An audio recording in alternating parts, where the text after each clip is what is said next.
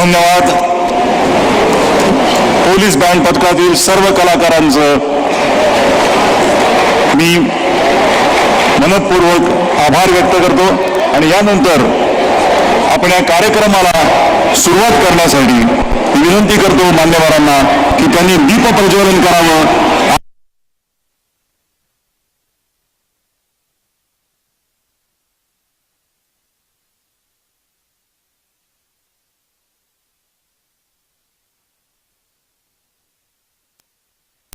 उद्घाटन करावं.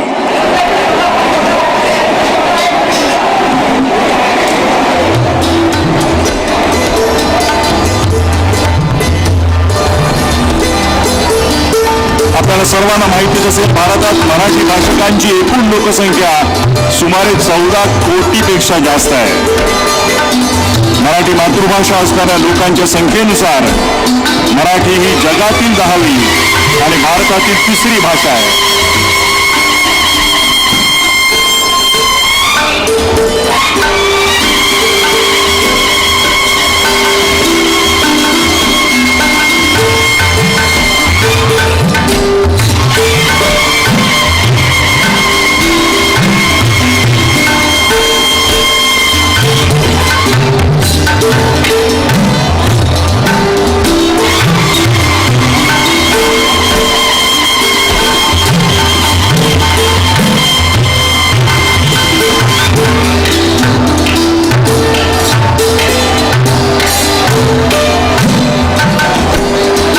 प्रज्वलन आत्ताच झालेलं आहे आणि या विश्व मराठी संमेलनाची सुरुवात झाली आहे. मी सर्व मान्यवरांचे मनपूर्वक आभार मानतो. धन्यवाद धन्यवाद. आणि यानंतर आपल्या सर्वांचं लाडकं जे मराठी अभिमान गीत आहे ते सादर करण्यासाठी मी सुप्रसिद्ध संगीतकार, गायक आणि कलाकार कौशल इनामदार आणि त्याच्या सहकार्याला आमंत्रित करतो.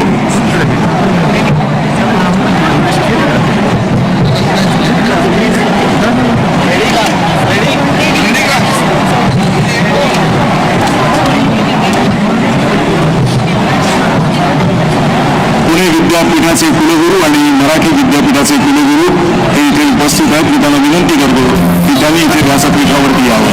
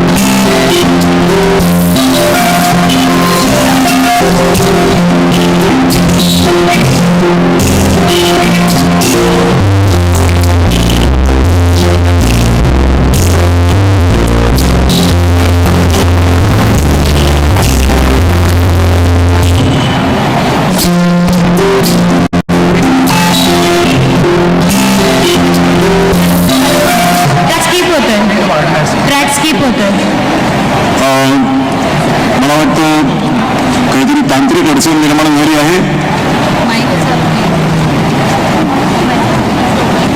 तो ट्रॅक मला वाटतं स्लिप होतो का?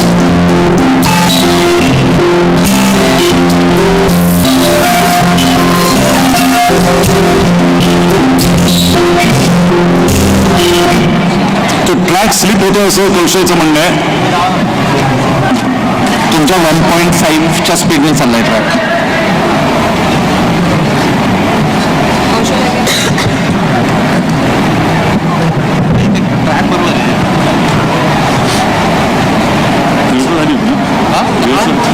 लावून पाहिलं नाही स्किप होतो.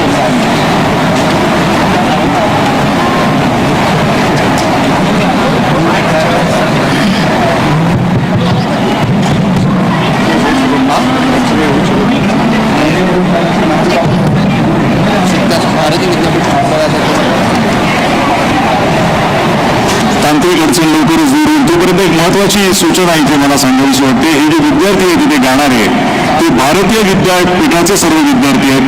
त्यांचं आपण स्वागत करूया.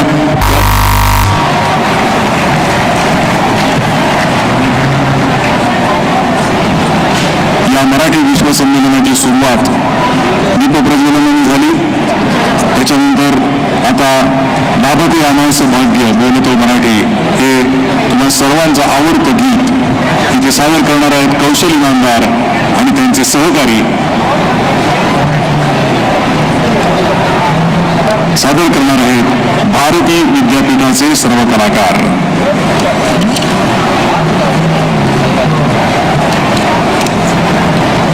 मराठी भाषेला आता अभिजात मराठी भाषेचा दर्जा मिळालेला आहे आपल्या सगळ्यांना माहिती आहे.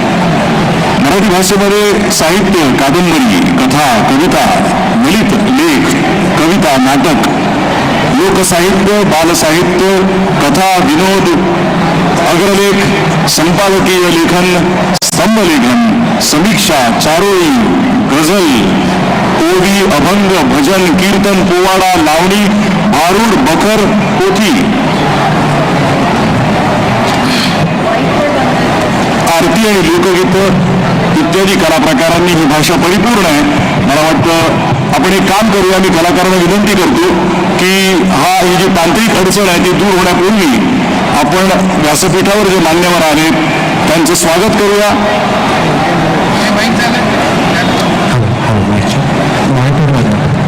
तुमची तयारी झाली की आम्हाला कळवा.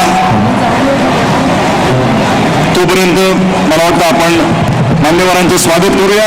अर्थात सर्वप्रथम आपले महाराष्ट्र राज्याचे मुख्यमंत्री माननीय श्री देवेंद्र फडणवीस यांचं स्वागत मी माननीय उदयजी सामंत यांना करतो की त्यांनी त्यांचं स्वागत करावं.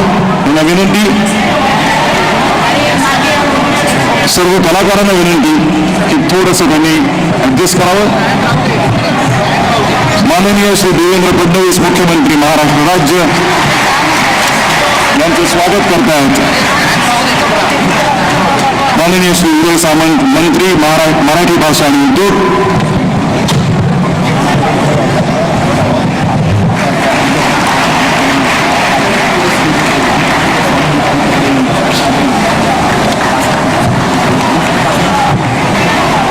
माननीय उपमुख्यमंत्री श्री अजितदादा पवार जे वित्त आणि नियोजन आणि राज्य उत्पादन शुल्क मंत्री सुद्धा आहेत त्यांचंही स्वागत मी विनंती करतो माननीय उदय सामंत यांना की त्यांनी माननीय अजितदादा पवार यांचं स्वागत करावं.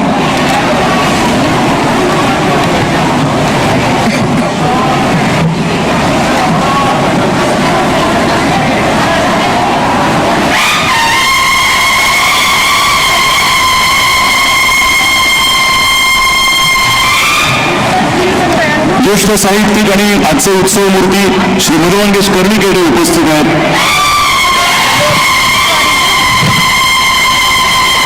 मी माननीय उदय सामंतांना विनंती करतो की त्यांनी मधुमंगेश कर्णिकांचं स्वागत करावं. आपण त्यांना नंतर पुरस्कार देणारच आहोत. त्यांचं स्वागत करूया. प्रथम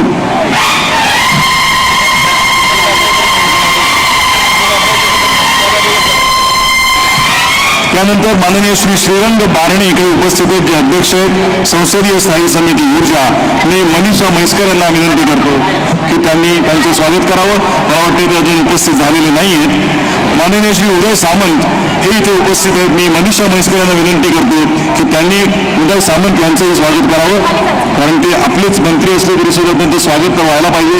त्यांनी हा कार्यक्रम आयोजित केलाय. मनपूर्वक स्वागत.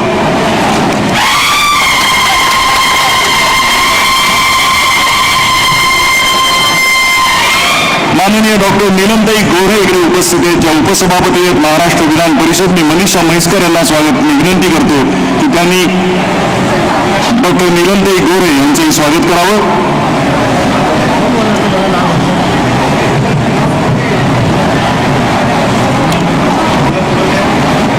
तसंच माननीय नामदार श्रीमती माधुरीताई मिसाळ या राज्यमंत्री आहेत नगर विकास, परिवहन, सामाजिक न्याय, वैद्यकीय शिक्षण आणि अल्पसंख्याक विकास आणि अवकाश याही इकडे उपस्थित आहेत. मी मनीषा म्हैसकर यांना विनंती करतो की त्यांनी माधुरीताईंचंही स्वागत करावं.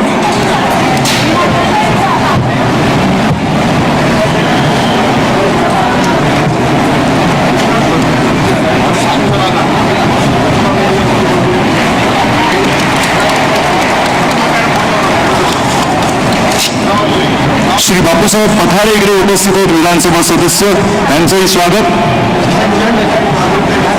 माधुरीताई मिसाळ यांचं स्वागत होत आहे.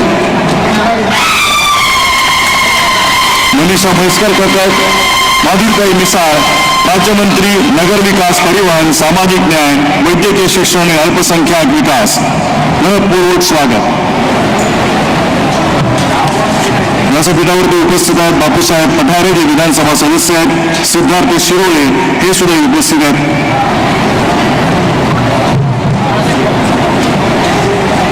यानंतर आपण पुढच्या कार्यक्रमाला सुरुवात करण्यापूर्वी मी विचारू इच्छितो, जे ध्वनी संयोजन करतात त्यांना, की ते तयार आहेत? ठीक आहे. आपण आता अभिमान गीत, मी विनंती करतो कौशल्य नामदार आणि त्याच्या सहकाऱ्यांना की त्यांनी मराठी अभिमान गीत सादर करावं.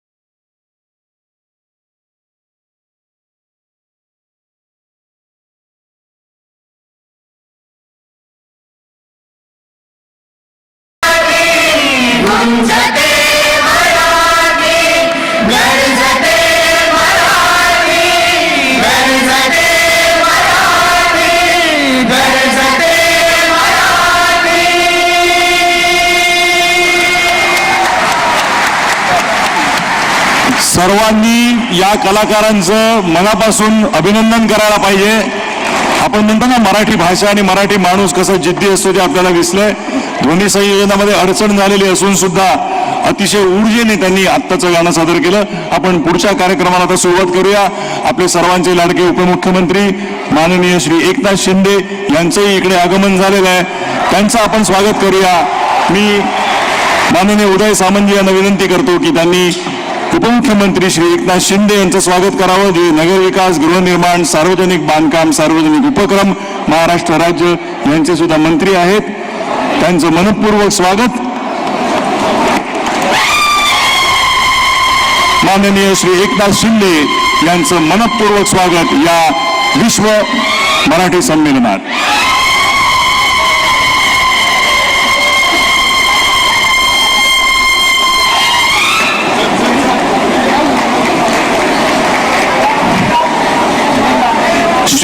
माननीय श्री श्रीरंग बारणे अध्यक्ष संसदीय स्थायी समिती हे इकडे उपस्थित झालेत. मी त्यांचंही स्वागत करतो. मी माननीय उदयजी सामंत यांना विनंती करतो की त्यांनी श्रीरंग बारणे यांचं स्वागत करावं.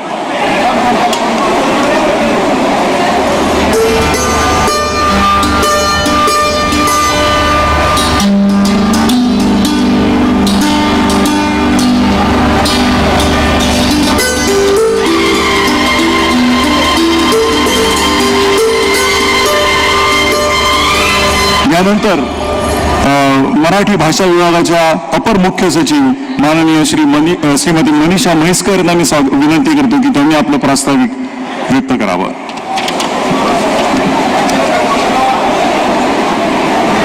नमस्कार. लाभले आमास भाग्य बोलतो मराठी, जाहलो खरेच धन्य ऐकतो मराठी. आमच्या मनामनात दंगते मराठी, आमच्या रगारगात रंगते मराठी, आमच्या उराउरात स्पंदते मराठी. मराठी भाषेच्या प्रेमापोटी विश्वभरातून आलेल्या सर्व मराठी जनांचं मी स्वागत करते तथा वंदन करते. मराठी मानाचा अभिमान, कुशल अभ्यासू प्रशासक, महाराष्ट्राचे लाडके आणि लोकप्रिय मुख्यमंत्री, आमच्या विदर्भाचेच आदरणीय देवेंद्र फडणवीस साहेब, महाराष्ट्राचे लोकप्रिय व धडाडीचे उपमुख्यमंत्री आदरणीय एकनाथ शिंदे साहेब, कडक शिस्तीचे म्हणून ओळखले जाणारे महाराष्ट्राचे लोकप्रिय उपमुख्यमंत्री आदरणीय अजितदादा पवार साहेब, मराठी विभागाला नवचैतन्य देणारे आणि नव्या उंचीवर नेणारे आदरणीय उदय सामंत साहेब, आदरणीय मंच, नमस्कार पुन्हा एकदा. प्रत्येक मराठी मनात एक स्वप्न होतं ज्याचा उल्लेख मागच्या विश्वसंमेलनात वारंवार झाला होता. ते म्हणजे आपल्या माय मराठीला अभिजात भाषेचा दर्जा मिळावा. आपल्या सर्वांचं हे अहोभाग्य आहे की 3 ऑक्टोबर 2024 रोजी हे आपले स्वप्न प्रत्यक्षात साकार झाले. हे स्वप्न साकारण्याकरता महाराष्ट्राचे लाडके मुख्यमंत्री देवेंद्र फडणवीस साहेब आणि उपमुख्यमंत्री एकनाथ शिंदे साहेब आणि उपमुख्यमंत्री अजितदादा पवार यांनी सातत्याने पाठपुरावा केला. त्यांना मी मनापासून धन्यवाद देते आणि त्यांचेही अभिनंदन करते. आपल्या देशाचे यशस्वी पंतप्रधान आदरणीय नरेंद्र मोदीजी यांनी मराठी भाषेला अभिजात दर्जा मिळावा म्हणून वैयक्तिक लक्ष घातलं आणि त्यांचा जो सत्कार समारंभ महाराष्ट्र राज्याने केला 5 ऑक्टोबर रोजी, तेव्हा ते असं म्हणाले की मराठी भाषेला अभिजात दर्जा देता आला हे ते त्यांचं भाग्य समजतात, असे आपले आदरणीय पंतप्रधान त्या दिवशी म्हणाले, मराठी भाषेबद्दल आपलं प्रेम व्यक्त करत. तसेच ज्या सर्व मान्यवरांनी याच्याकरता गेली अनेक वर्षे अथक परिश्रम केले त्यांचेही मी आभार मानते. मराठी भाषा विभाग 2010 मध्ये स्थापन झाला. 2023 मध्ये तत्कालीन मराठी भाषा मंत्री श्री दीपक केसरकर यांच्या संकल्पनेतून पहिलं विश्व मराठी संमेलन पार पडलं आणि आता उदय सामंत साहेबांच्या मार्गदर्शनाखाली ते अधिक नाविन्यपूर्ण आणि अधिक भव्यतेने हे तिसरे विश्व मराठी संमेलन साकारलं जात आहे. हे संमेलन फक्त साहित्यापुरतं मर्यादित न राहता मराठी ॲट 360 या मंत्रातून आयोजित केलेलं आहे. मराठी जीवनशैलीतील प्रत्येकच पैलूवर या 3 दिवसात कार्यक्रम होणार आहेत. संत ज्ञानेश्वर माऊली आणि संत तुकाराम महाराज यांच्या वास्तव्याने पुनीत झालेल्या आळंदी आणि देहू परिसराजवळ महाराष्ट्राचे सांस्कृतिक केंद्र आणि सांस्कृतिक राजधानी असलेल्या या साहित्य पंढरी पुण्यामध्ये संपूर्ण विश्वभरातनं जे मराठी जन आले आहेत त्यांचं स्वागत करताना मला विलक्षण आनंद वाटतो. शेवटी मी एवढेच म्हणेन की महाराष्ट्राचे मुख्यमंत्री आदरणीय देवेंद्र फडणवीस साहेब, उपमुख्यमंत्री आदरणीय एकनाथ शिंदे साहेब आणि अजितदादा आणि मंत्र्यांच्या सक्षम नेतृत्वाखाली मराठी भाषा विभाग निरंतर विकास, प्रगती आणि वृद्धिंगत होत राहील हे मी भाषा विभागाच्या वतीने आपल्या सर्वांना आश्वासन देते. मराठी भाषेला जो अभिजात दर्जा मिळाला आहे तो दर्जा असाच वृद्धिंगत करण्याकरता भाषा विभाग सातत्याने प्रयत्न करत राहील. आणि शेवटी माझा मराठीची बोलू कौतिके परी अमृतातही पैजा जिंके ऐसी अक्षरे रसिके मेळवीन. नमस्कार, धन्यवाद. जय महाराष्ट्र, जय मराठी.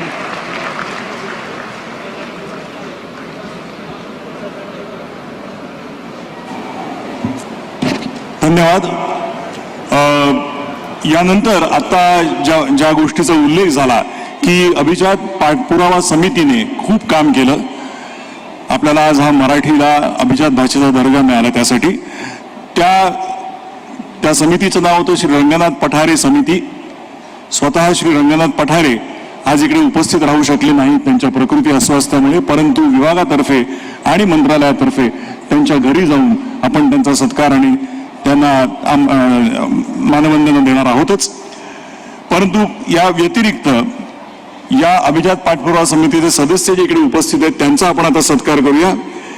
माननीय श्री ज्ञानेश्वर मुळे जे सदस्य आहेत आणि अध्यक्ष आहेत अभिजात मराठी पाठपुरावा समितीचे, त्यांचं स्वागत. मी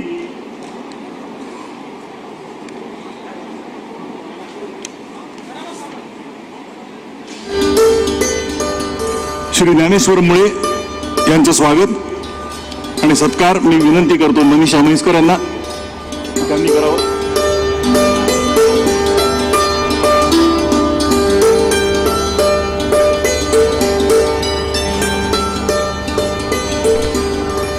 मी मुख्यमंत्री, उपमुख्यमंत्री या सर्वांना विनंती करतो की त्यांनी ज्ञानेश्वर मुळे जे सदस्य आहेत अभिजात मराठी भाषा पाठपुरावा समितीचे,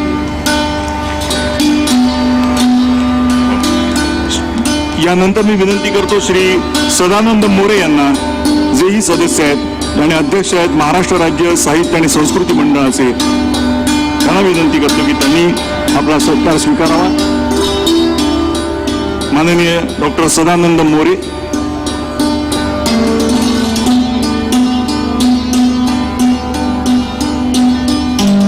यानंतर मी विनंती करतो माननीय डॉक्टर लक्ष्मीकांत देशमुख यांना की त्यांनी आपला सत्कार स्वीकारावा, जे समितीचे सदस्य आहेत आणि माजी अध्यक्ष आहेत भाषा सल्लागार समितीचे.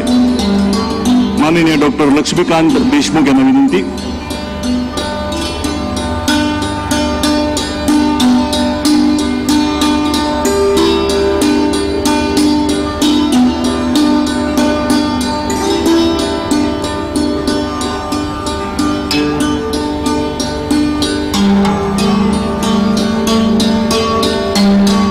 पाठपुरावा समितीने प्रचंड काम केलं आणि त्या कामाचा आपण गौरव करतोय, ज्यामुळे आपल्याला मराठी भाषेला अभिजात भाषेचा दर्जा मिळाला.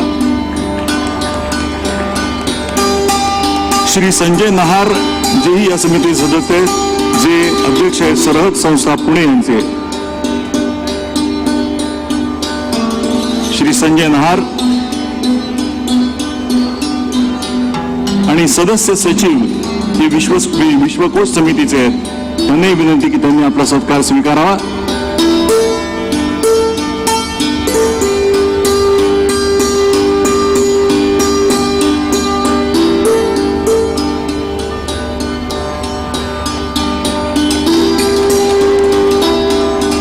या सर्व समिती सदस्यांचे मनपूर्वक आभार, कारण त्यांनी अत्यंत मेहनत घेऊन गेली काही वर्ष काम केलंय.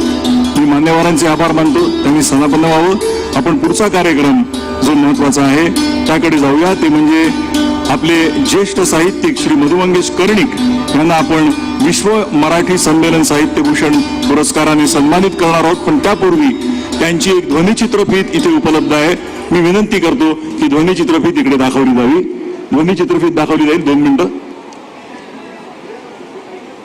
ज्यांची पहिली कविता अवघ्या 14व्या वर्षी बाल सन्मित्र पत्रात छापून आली, त्यानंतर त्यांनी मागे वळून पाहिलं नाही. 80 वर्षांहून अधिक काळ कथा, कविता, कादंबरी, ललित लेखन, व्यक्तिचित्रण, आत्मचरित्र, चरित्र, नाटक, बाल साहित्य अशा वैविध्यपूर्ण साहित्य प्रकारात ताकदीनं आणि विलक्षण अनुभूतीनं वावरत असलेलं व्यक्तिमत्व म्हणजे मधु मंगेश कर्णिक.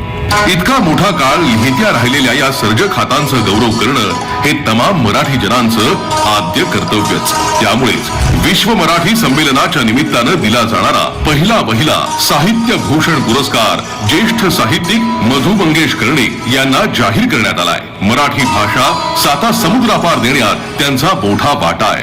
विश्व मराठी संमेलनाच्या निमित्तानं मराठीच्या जागतिक स्तराबद्दल विचार मंथन होताना मराठीतल्या आशयघन प्रतिभेचा जागतिक सन्मान याच मंचावरून होतोय.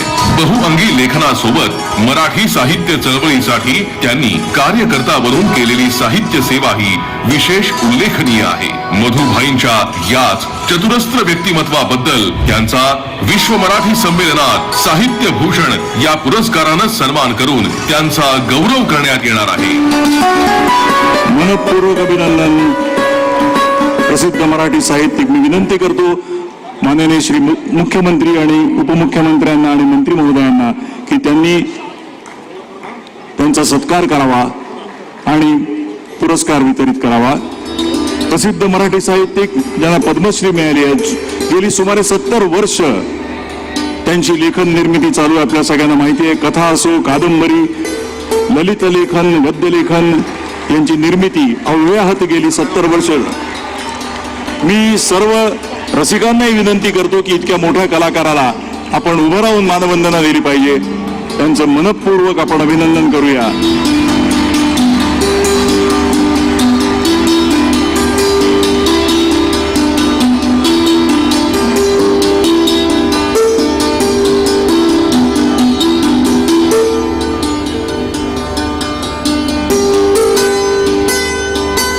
धन्यवाद. मगाशी म्हटलं त्यामध्ये त्या समितीमध्ये माननीय श्री रवींद्र शोभणे होते, तर त्यांचाही उल्लेख करायचा राहून गेला. मी विनंती करतो उदय सामंत यांना की त्यांनी रवींद्र शोभणे यांचा सत्कार करावा.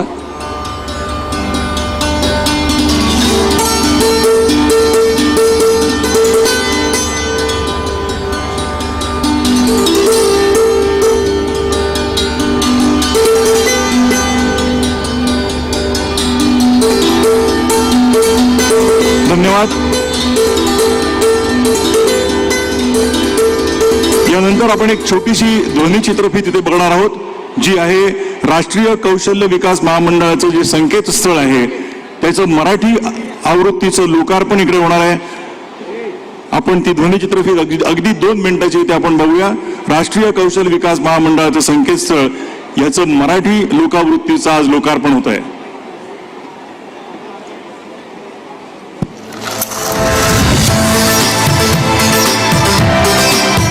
आम्ही अभिमानाने सादर करतोय कौशल्य विकास आणि उद्योजकता मंत्रालयाचा अत्यंत महत्त्वाचा उपक्रम स्किल इंडिया डिजिटल हब सिद्ध NSDC ने तयार केलेलं हे अत्याधुनिक डिजिटल संकेतस्थळ आता आपल्या मराठी भाषेत उपलब्ध आहे. मराठी भाषिक तरुणांना कौशल्य विकासाच्या संधी, करिअर मार्गदर्शन व देश विदेशातील रोजगाराच्या संधी उपलब्ध करून देण्यासाठी सिद्ध हे महत्त्वाचं माध्यम ठरेल. सिद्ध वर तुम्हाला मिळतील 7,000पेक्षा जास्त कौशल्य विकास अभ्यासक्रम, तुमच्या प्रोफाईल व तुमच्या गरजेनुसार तयार केलेल्या AI आधारित शिफारसी, 5 लाखाहून अधिक अप्रेंटिसशिप, शिकाऊ उमेदवारीच्या संधी, एक अत्याधुनिक शिक्षण व्यवस्थापन प्रणाली आणि जवळच्या कौशल्य केंद्राचा शोध घेण्यासाठी स्किल इंडिया मार्ग सिद्ध, जिथून तुम्ही सरकारी योजना आणि उपक्रमांचा सहजपणे लाभ घेऊ शकता. महाराष्ट्राच्या तरुणाईच्या स्वप्नांना पंख देण्यासाठी आणि त्यांना भविष्यासाठी सक्षम करण्यासाठी सिद्ध मोलाची भूमिका बजावणार आहे. तर मग आता तुमचं कौशल्य वाढवण्याची संधी सिद्धद्वारे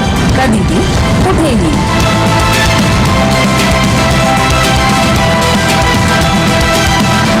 सिद्ध या संकेतस्थळाचं आज उद्घाटन झालं आणि लोकार्पण झालं. मी माननीय श्री उदयजी सामंत यांना विनंती करतो की मुख्य कार्यकारी अधिकारी कौशल्य विकास महामंडळ वेदमणी तिवारी इकडे उपस्थित आहेत, त्यांनी स्वागत करावं.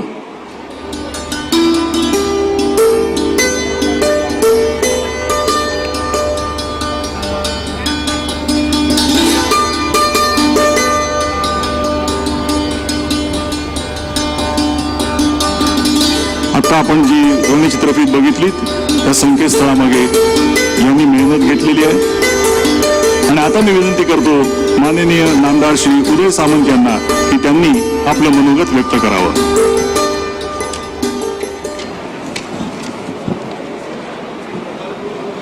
तिसऱ्या विश्व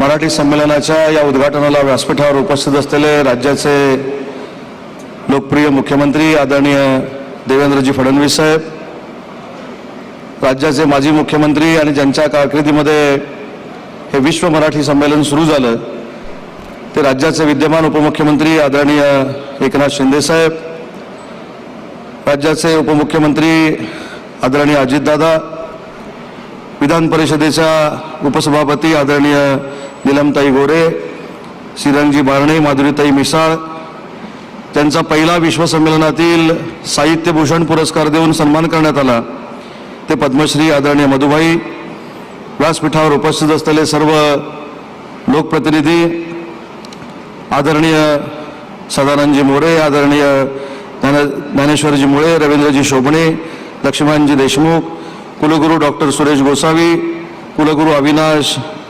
आवलगावकर, राजेशजी पांडे, उषाताई तांबे, ताराताई प्रभाळकर, व्यासपीठावरील उपस्थित सर्व सन्माननीय मान्यवर, परदेशातनं आलेले आमचे सर्व मराठीवर प्रेम करणारे मान्यवर आणि मोठ्या संख्येनं उपस्थित बंधू आणि भगिनींनो, मी आपल्या सगळ्यांच्या वतीनं आदरणीय मुख्यमंत्री, दोन्ही उपमुख्यमंत्री आणि व्यासपीठावरच्या सर्व सन्माननीय मान्यवरांचं मनापासून स्वागत करतो आणि आपल्या सगळ्यांच्या वतीनं देशाचे पंतप्रधान नरेंद्र मोदी साहेबांना, महाराष्ट्राच्या तमाम मराठी बंधू भगिनींच्या वतीनं धन्यवाद देतो की 4 ऑक्टोबरला आपलं मराठी भाषे संदर्भातलं एक स्वप्न पूर्ण झालं आणि गेली कित्येक वर्ष ज्या मराठी भाषेला अभिजात भाषेचा दर्जा मिळावा म्हणून अनेक साहित्यिकांनी, मराठीवर प्रेम करणाऱ्या अनेक लोकांनी एक फार मोठी चळवळ उभी केली होती, त्याला यश आलं आणि आपल्या भाषेला अभिजात भाषेचा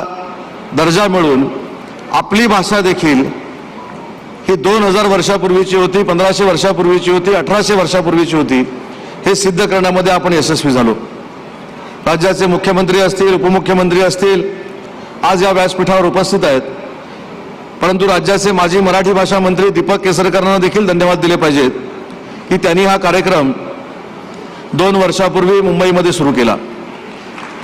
मागच्या वर्षी हा कार्यक्रम वाशीमध्ये झाला आणि राज्याचे मुख्यमंत्री आणि दोन्ही उपमुख्यमंत्री त्यांच्या नेतृत्वाखाली मराठी भाषेचा विभाग माझ्याकडे आल्यानंतर आम्ही सगळ्यांनी मिळून एक सांघिक निर्णय घेतला की आता हे विश्व मराठी संमेलन मुंबईवरनं वाशीवर आलेलं आहे, आता वाशीवरनं पुण्यामध्ये जाणं आवश्यक आहे आणि म्हणून ज्या नगरीला सांस्कृतिक नगरी म्हणून बघितलं जातं ज्या विद्यापीठाची, पुणे विद्यापीठाची स्थापना मराठी भाषेसाठी झाली, त्या पुण्यनगरीमध्ये अभिजात भाषेचा दर्जा मिळाल्यानंतर विश्व संमेलन व्हावं ही देखील आम्ही सगळ्यांनी मिळून भूमिका घेतली आणि आज मोठ्या पद्धतीनं हे विश्व मराठी संमेलन पुण्यामध्ये होतंय. मला मुख्यमंत्री आणि दोन्ही उपमुख्यमंत्र्यांना सांगितलं पाहिजे की अनेकांनी प्रश्नचिन्ह असं निर्माण केलं की मराठी भाषेच्या विभागानं विश्व मराठी संमेलन का करावं. पण विशेषतः पुणेकरांना मी धन्यवाद देतो की मराठी भाषेच्या विभागाचा जरी कार्यक्रम असला तरी हा सगळ्या पुणेकरांनी उचलून धरला आणि स्वतःच्या घरचा कार्यक्रम असल्यासारखं गेले 8 दिवस पुण्यातल्या मराठीच्या सगळ्या संस्था अतिशय चांगल्या पद्धतीनं काम करत आहेत. आज निघालेली शोभायात्रा आपण बघितला असेल, ती शोभायात्रा देखील जो आमचा उद्देश आहे सगळ्यांचा की मराठी भाषेचं संवर्धन झालं पाहिजे, मराठी भाषा जतन झाली पाहिजे आणि मराठी भाषेचा प्रचार आणि प्रसार झाला पाहिजे. हे जर करायचं असेल तर माझी मराठी भाषा ही शालेय जीवनापर्यंत पोचली पाहिजे, माझी मराठी भाषा ही महाविद्यालयापर्यंत पोचली पाहिजे. म्हणून आपल्या सगळ्यांना आश्चर्य वाटेल की आजच्या शोभायात्रेमध्ये 104 संस्थांचे जवळजवळ 7 ते 8 हजार विद्यार्थी सामील झालेले होते आणि उत्स्फूर्तपणानं सामील झालेले होते. त्याच्यामुळे युवा पिढीची आता जबाबदारी आहे की मराठी भाषा आहे तशी टिकवणं, मराठी भाषेची अस्मिता टिकवणं आणि मराठी भाषेवर जर आक्रमण होत असेल तर आक्रमक पद्धतीनं त्याचा प्रतिकार करणं ही जबाबदारी युवा पिढीनं हातामध्ये घेतली पाहिजे. आणि त्यांनी या सगळ्या ज्यांनी ज्यांनी मराठी लिहिली, ज्यांनी ज्यांनी मराठी वाढवली, त्या सगळ्यांचा आदर्श भविष्यामध्ये दीपस्तंभाप्रमाणे स्वतःच्या समोर ठेवला पाहिजे. म्हणूनच आज पहिला विश्व संमेलनातला साहित्यभूषण पुरस्कार आपण मधुबाईंना देतोय. तसं बघायला गेलं तर कवी केशवसुतांचं स्मारक माझ्या मतदारसंघामध्ये ऐतिहासिक बांधण्याचं काम हे मधुबाईंच्या नेतृत्वाखाली झालं. आणि म्हणून या कार्यक्रमाच्या निमित्तानं मधुबाई, तुम्हाला तर पुरस्कार मुख्यमंत्री आणि दोन्ही उपमुख्यमंत्र्यांनी दिलेलाच आहे, पण अजून एक तुमचा पुरस्कार देत असताना जे रत्नागिरीमधलं मालगुण गाव केशवसुतांच्या नावानं तुम्ही जगभरामध्ये प्रसिद्ध केलं, आमच्या विभागाची एक योजना आहे की पुस्तकांचं गाव करावं. तर आज राज्याचा मराठी भाषेचा मंत्री म्हणून माननीय देवेंद्रजींच्या, शिंदे साहेबांच्या आणि दादांच्या साक्षीनं या ठिकाणी मी सांगतो की पुढच्या वर्षी मालगुण गावाला पुस्तकावाच्या गावाचा दर्जा दिला जाईल आणि त्याला लागणारा निधी हा अतिशय चांगल्या पद्धतीनं दिला जाईल. साहेब, मध्ये माझ्याकडे यादी आली की जिल्ह्यामध्ये पुस्तकांची गावं करायची आहेत, कवितांची गावं करायची आहेत. तुमच्या सगळ्यांच्या नेतृत्वाखाली काम करत असताना मी माझ्या विभागाला सांगितलं की मी सांगतो म्हणून पुस्तकाचं गाव आपण करूया नको, तर या महाराष्ट्रातली अशी गावं शोधून काढू की ज्या गावामध्ये मराठीला ताकद देणारा, मराठी वाढवणारा आणि मराठी साता समुद्राकडे पलीकडे नेणारा अशी जर व्यक्ती किंवा महनीय व्यक्ती जर त्या गावामध्ये जन्माला आली असेल तर तो गाव आपण कवितांचं गाव किंवा पुस्तकांचं गाव म्हणून विकसित करू, असा भविष्यामध्ये आम्ही धोरणात्मक निर्णय घेणार आहोत.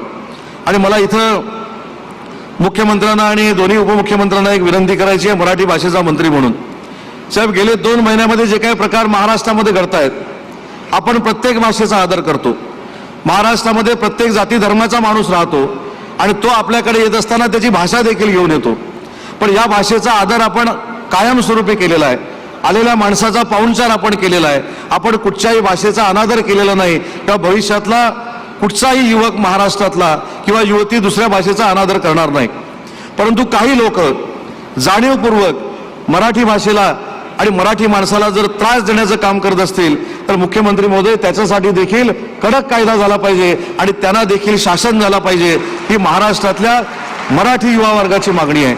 आणि त्या पद्धतीनं भविष्यामध्ये आपण तिघांनी मिळून त्या मराठी भाषेचं अस्तित्व टिकवण्यासाठी, अस्मिता टिकवण्यासाठी आपण सगळ्यांनी मिळून याच्यावर काहीतरी कार्यवाही करावी ही देखील विनंती करतो.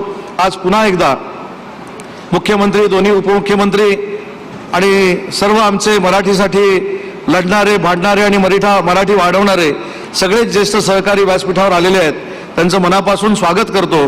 आणि एकच फक्त जाता जाता गोष्ट सांगतो. साहेब, 3 दिवसापूर्वी असं एक वातावरण तयार झालं की यामध्ये परदेशामधनं येणारे जे आमचे पाहुणे आहेत किंवा जे आमचे मराठीकर आहेत त्यांच्यासाठी जो आपण निधी देतो तो आपण कशासाठी देतो याचं एक प्रश्नचिन्ह निर्माण केलं गेलं. मी स्वतः ज्यांनी प्रश्नचिन्ह निर्माण केलं त्यांच्याबरोबर दिवसातनं अर्धा तास बोललो. मी त्यांना सांगितलं की मी जेव्हा परदेशामध्ये जातो, आमचे सहकारी जेव्हा परदेशामध्ये जातात तेव्हा तिथली आपली मराठी माणसं नाशिक बाजानं ढोल ताशाच्या गजरामध्ये आपलं स्वागत करतात. आपल्याला जर हॉटेल मिळालं नाही तर आपल्या घरामध्ये मराठी माणूस म्हणून आपल्याला राहायला देतात.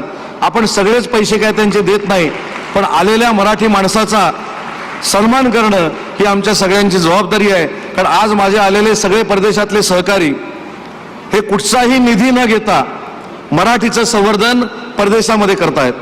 आज 17 बृहन मंडळं महाराष्ट्राची परदेशामध्ये होती. आम्ही साहेब 15 दिवसामध्ये एक मिशन राबवलं आणि आज मला सांगताना आनंद होतोय की आजच्या दिवशी या 17मध्ये 8 बृहन मराठी मंडळाची भर पडलेली आहे. आता आपण 25 राज्यामध्ये देशामध्ये पोहोचलेलो आहोत आणि ते देखील सहकारी या ठिकाणी आलेले आहेत.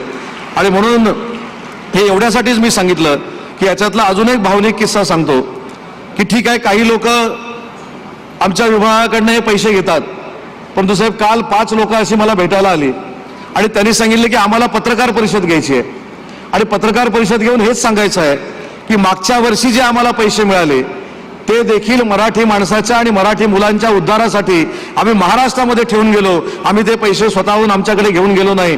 अशी देखील परदेशातली मंडळी आज आपल्या इकडे आलेली आहेत. त्यांचं देखील मी मनापासून स्वागत करतो. परदेशातल्या सगळ्याच संस्थांनी कमी वेळामध्ये इथे जे परदेशातले आमचे पाहुणे आणण्यासाठी, मराठी माणसं आणण्यासाठी प्रयत्न केले त्याबद्दल देखील मनापासून धन्यवाद देतो. आणि भविष्यामध्ये मराठी भाषेचं संवर्धन, जतन आणि प्रचार हा करत असताना तुम्ही सगळ्यांनी एकत्र येऊन आमच्यासोबत राहणं गरजेचं आहे आणि ती विनंती या कार्यक्रमाच्या निमित्तानं आपल्याला करतो. मराठीचा अपमान होणार नाही याची जबाबदारी शासन म्हणून आम्ही नक्की घेऊ हा देखील शब्द देतो आणि थांबतो. जय हिंद, जय महाराष्ट्र. धन्यवाद. इथे आमदार भीमराव तापकीर आलेत. मी श्यामकांत देवरे यांना विनंती करतो की त्यांनी त्यांचं स्वागत करावं. आणि आता मी विनंती करतो माननीय श्री अजितदादा पवार यांना की त्यांनी आपलं मनोगत व्यक्त करावं. आपल्या राज्याचे लाडके मुख्यमंत्री देवेंद्र फडणवीस साहेब, उपमुख्यमंत्री माननीय एकनाथरावजी शिंदेजी, मंत्रिमंडळातील आमचे सहकारी उदय सामंतजी, ज्यांना आत्ता आपण पुरस्कार केला, ज्यांचा पुरस्कार देऊन सत्कार केला, यथोचित सत्कार केला, ते पद्मश्री मधु मंगेश कर्णिकजी, ज्येष्ठ साहित्यिक, तसंच मनीषा म्हैसकर, नीलमताई गोरे, माधुरीताई Misal, Shrirang Barne, Bhimrao Tapkir, Siddharth Shirole, Bapusaheb Pathare, doctor Sadanandji More, Shriyut Milindji Mahajan, Laxmikantji Deshmukh, doctor Raja Dixitji, Shri Dnyaneshwar Muleji, Usha Tambeji, Vedmani Tiwariji, doctor Ravindra Shobhneji, Prasad Panvalkarji, doctor Suresh Gosaviji, doctor Avinash Awalgaonkarji, Rajesh Pandeji, doctor Satish Desaiji, Sanjay Naharji, जगाच्या वेगवेगळ्या भागातून आलेले आणि राज्याच्या पण, देशाच्या पण आणि पुणे शहराच्या पण वेगवेगळ्या परिसरातून आले मराठी भाषेवर प्रेम करणारे सर्वच माझे बंधू भगिनी, पत्रकार मित्र, प्रशासकीय अधिकारी वर्ग आणि माझ्या तरुण मित्रांनो, राज्याच्या मराठी भाषा विभागाने हा आयोजित केलेला 3ऱ्या विश्व मराठी संमेलनाच्या साठी महाराष्ट्राच्या शैक्षणिक सांस्कृतिक राजधानीमध्ये, या ऐतिहासिक पुण्यनगरीमध्ये उपस्थित सर्व माझ्या मराठी जनांचं, सर्व इथं आलेल्यांचं, जिल्ह्याचा पालकमंत्री या नात्याने मी सर्वात पहिल्यांदा मनापासून स्वागत करतो. मराठी भाषेवर, मराठी साहित्यावर, मराठी संस्कृतीवर प्रेम करणारी आणि महाराष्ट्राच्या इतिहासाबद्दल अभिमान, स्वाभिमान बाळगणारी, महाराष्ट्र गौरवासाठी काम करणारी, जगाच्या कानाकोपऱ्यातून आलेले तुम्ही सगळेजण महाराष्ट्राभिमानी मंडळी आहात आणि या ठिकाणी उपस्थित झालाय. महाराष्ट्राच्या गौरव वाढवण्यासाठी आपापल्या परीनं तुम्ही योगदान देता. तुमच्या महाराष्ट्र प्रेमाबद्दल, महाराष्ट्राभिमानाबद्दल मी मनापासून तुम्हाला धन्यवाद देखील देतो, तुमचे आभार देखील मानतो. आपला महाराष्ट्र फक्त सांध्यापासून बांध्यापर्यंत किंवा महाराष्ट्राच्या भौगोलिक सीमापुरता मर्यादित, देशाच्या, जगाच्या कानाकोपऱ्यात ज्या ज्या ठिकाणी माझ्या मराठी माणसांनी झेंडा रोवला, ज्या ज्या ठिकाणी मराठी माणसानं पाऊलखुणा उमटवल्या, इतिहासातल्या आणि वर्तमानातल्या त्या पाऊणखुणांना आम्हाला सर्वांना एक रास्त अभिमान आहे. थोडासा इतिहासात जायचं म्हटलं तर इतिहासात 1758 मध्ये सध्याच्या पाकिस्तानमधील लाहोर, मुलतान सारखी गावं जिंकून मराठ्यांनी अफगाणिस्तानात अटकेपार झेंडा रोवला होता.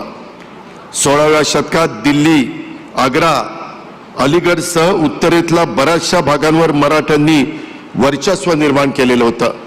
1788 मध्ये दिल्लीच्या लाल किल्ल्यावर मराठ्यांचा भगवा फडकला होता.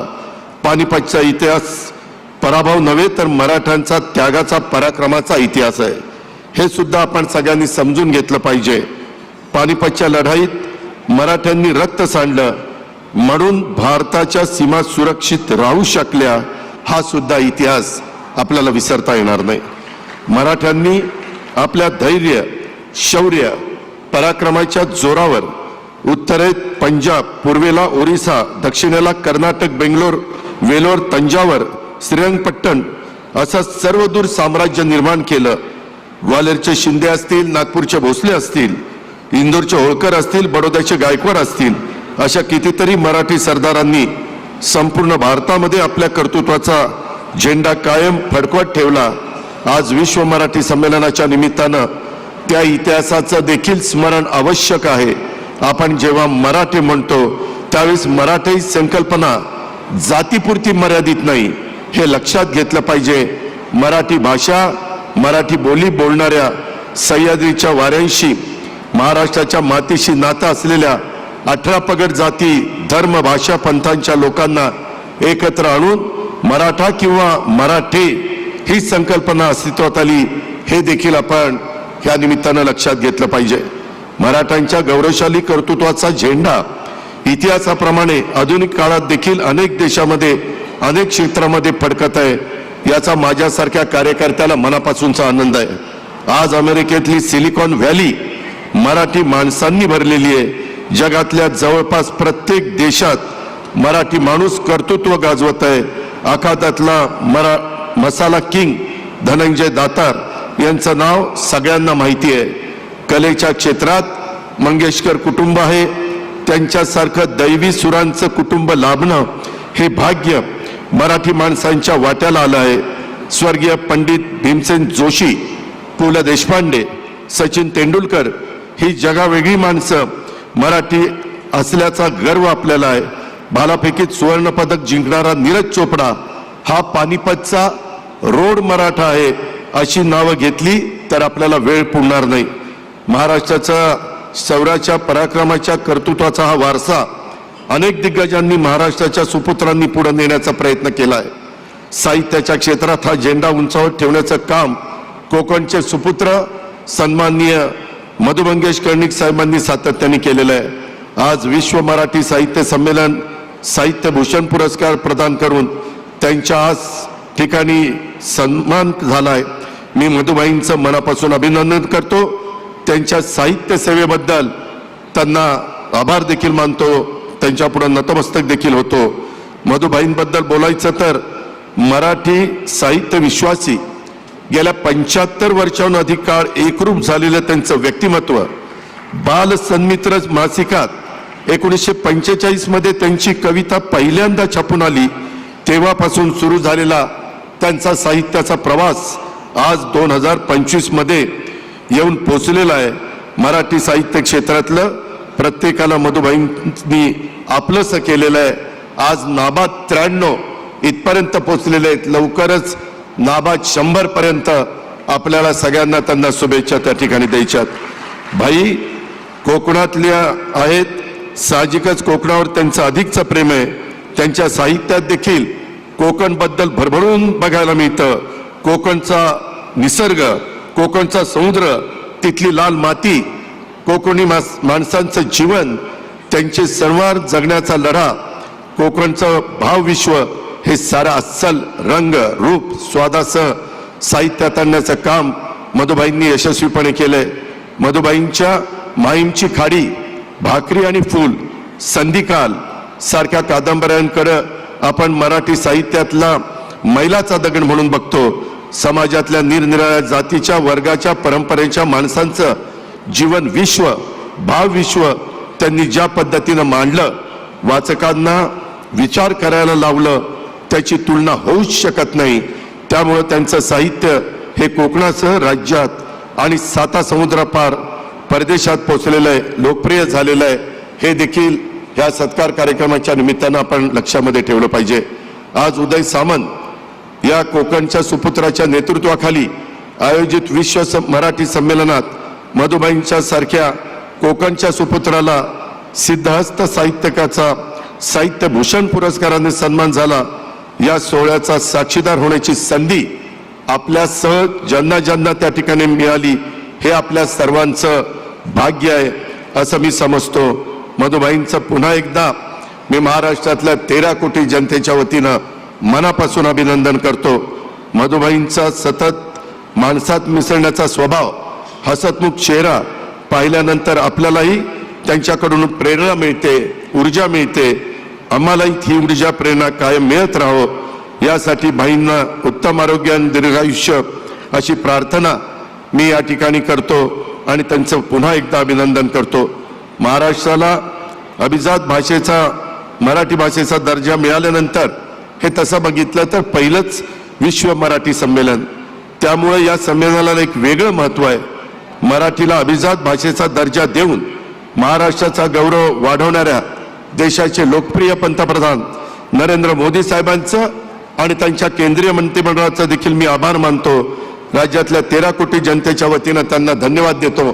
अनेकांनी प्रयत्न केले, परंतु शेवटी मराठी भाषेला अभिजात भाषेचा दर्जा देण्याचं काम हे मोदी साहेबांच्या सरकारने केलं.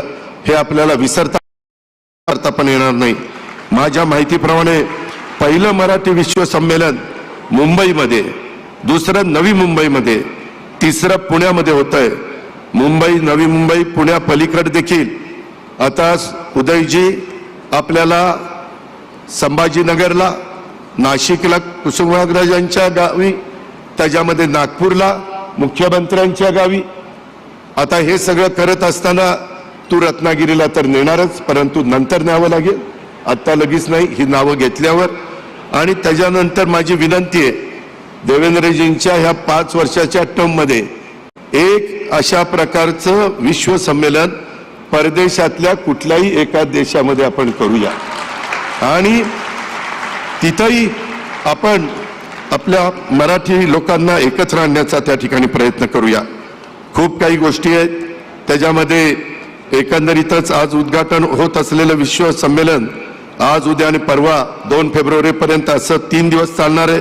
संमेलनाच्या पत्रिकेवर जर नजर टाकली तर राज्याचे मुख्यमंत्री, उपमुख्यमंत्री महोदयांचं सदानंद मोरे साहेब असतील, रवींद्र शोभणेजी असतील, लक्ष्मीकांत देशमुखजी असतील, डॉक्टर तारा भवाळकरजी असतील, श्रीमती उषाताई तांबेजी असतील, या दिग्गज साहित्यिक मंडळींची उपस्थिती ह्या संमेलनाला आहे. कौशल इनामदारांचं लाभले आम्हाचं भाग्य हे अभिमान गीत आहे. रामदास फुटाणे कवी संमेलनात असणार आहेत. महेश मांजरेकर, केदार शिंदे, नागराज मंजुळे, प्रवीण तरडे, चंद्रकांत कुलकर्णी, कांचनताई अधिकारी ही कलेच्या क्षेत्रातील दिग्गज मंडळी संमेलनात भेटणार आहेत. कला साहित्य क्षेत्रातल्या ज्येष्ठ आणि नवोदित मंडळींच्या सहभागामुळं जुन्या नव्या पिढीमध्ये संवादाचा पूल बांधण्याचं काम या संमेलनाच्या माध्यमातून होत आहे. याचा मला खरोखरीच मनापासून आनंद आहे. सगळ्यात महत्त्वाचं म्हणजे हे मराठी विश्व संमेलन मराठी साहित्य पलीकडची मंडळी या संमेलनात येणार आहे. शेती, उद्योग, व्यापार, शिक्षण, सहकार, राजकारण, समाजकारण, कला, क्रीडा, संस्कृती अशा सगळ्या क्षेत्रातल्या कर्तृत्ववान मंडळींना या ठिकाणी भेटण्याची, त्यांच्याशी संवाद साधण्याची संधी आपल्या तरुण पिढीला लाभणार आहे. 2 तारखेला समारंभ आहे. त्यामध्ये सयाजी शिंदे देखील उपस्थित राहणार आहे. रितेश देशमुख कलारत्न पुरस्कार देऊन त्यांचा सन्मान होणार आहे. या 3 दिवसात कला, साहित्य, संस्कृतीच्या क्षेत्रातील दिग्गज मराठी मंडळी आपल्याला या ठिकाणी दिसणार आहे. त्यांना बघितल्यानंतर आपला आत्मविश्वास नक्कीच वाढणार आहे. आपण बघतो की जगात वावरताना मराठी माणसाच्या मनात कुठंतरी कोपऱ्यामध्ये एक न्यूनगंड असतो. तो न्यूनगंड काढून टाकण्याचं काम हे विश्व मराठी संमेलन करेल याची मला खात्री आहे. 2025 हे वर्ष मराठी आणि महाराष्ट्र माणसांच्यासाठी महत्त्वाचं वर्ष आहे. वर्षाच्या सुरुवातीलाच महाराष्ट्र इकॉनॉमिक डेव्हलपमेंट काउन्सिलच्या माध्यमातून पुण्यात बालेवाडीला ग्लोबल एंटरप्रेन्युअर्स 2025चं आयोजन त्या ठिकाणी करण्यात आलं होतं. आज विश्व मराठी संमेलनाचं उद्घाटन होत आहे. पुढच्या महिन्यात 21 ते 23 फेब्रुवारीला डॉक्टर तारा भवाळकर यांच्या अध्यक्षतेखाली दिल्लीत अखिल भारतीय मराठी संमेलन होणार आहे. प्रधानमंत्री महोदयांनी त्या संमेलनाला उपस्थित राहण्याचं मान्य केलेलं आहे. मराठी साहित्य संमेलन, मराठी विश्व संमेलन आणि मराठी माणसाच्या अस्मितेचा, महाराष्ट्राचा स्वाभिमानाचा सोहळा जगाच्या पाठीवर कुठेही होत असेल तर त्यामागे उभं राहण्याची भूमिका ही महाराष्ट्र शासनाने घेतलेली आहे आणि महाराष्ट्र शासन ती निश्चितपणे पार पाडेल ह्याबद्दलचा विश्वास मी मुख्यमंत्र्यांच्या साक्षीने या ठिकाणी व्यक्त करतो. आज माझ्यानंतर उपमुख्यमंत्री देवेंद्र शिंदे साहेब आणि त्याच्यानंतर मुख्यमंत्री देवेंद्रजी बोलणार आहेत. परंतु जाता जाता एवढंच सांगतो की महाराष्ट्राचा अटकेपार झेंडा लावणारा महाराष्ट्र आहे, दिल्लीचे तख्त राखणारा महाराष्ट्र आहे. देशावरच्या संकटाच्या काळात हिमालयाच्या रक्षणासाठी सह्याद्री धावून गेल्याची उदाहरणं इतिहासात आहे.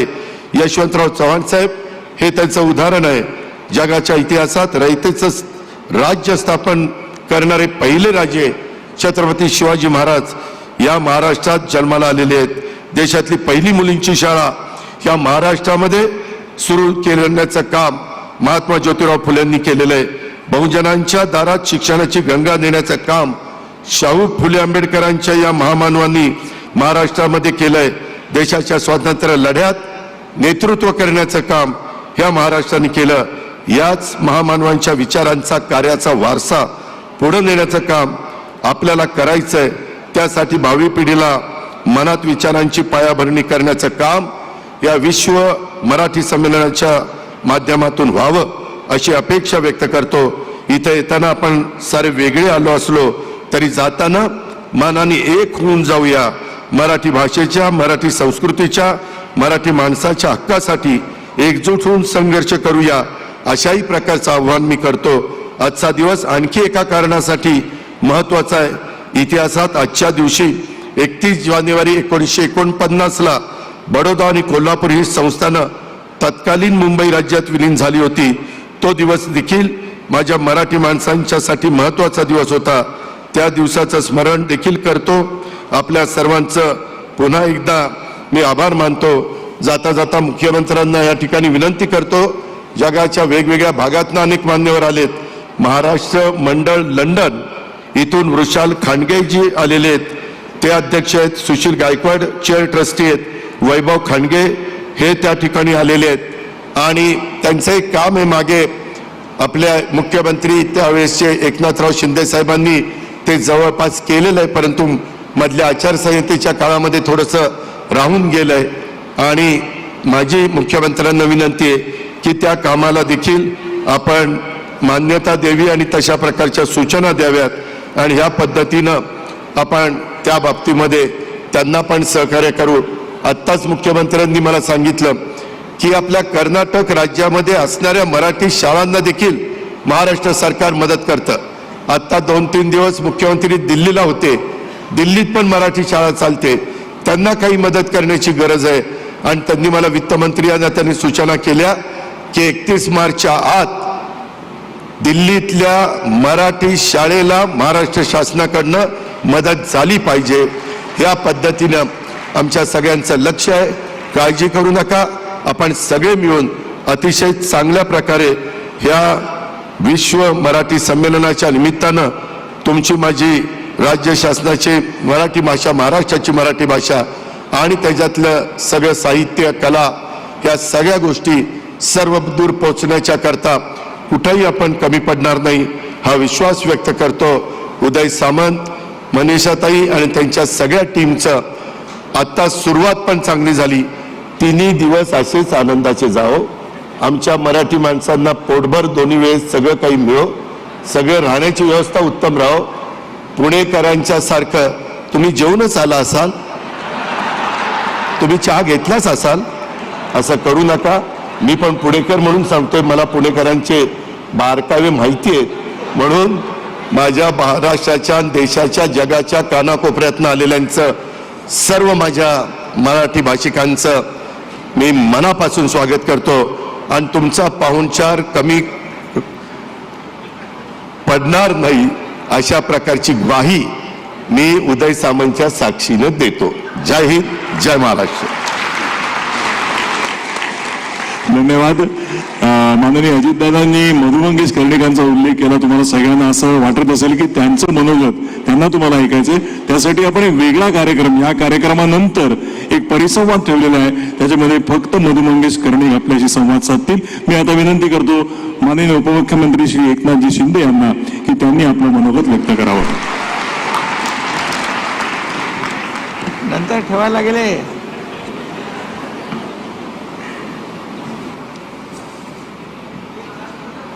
तिसरे विश्व मराठी संमेलन 2025 आपण त्याचं आयोजन केलंय. पहिला दिवस आहे आणि या कार्यक्रमाच्या उद्घाटन प्रसंगी उपस्थित राज्याचे लोकप्रिय मुख्यमंत्री देवेंद्र फडणवीसजी, आमचे कडक बोलणारे, कडक पण मनाने नरम आहेत ते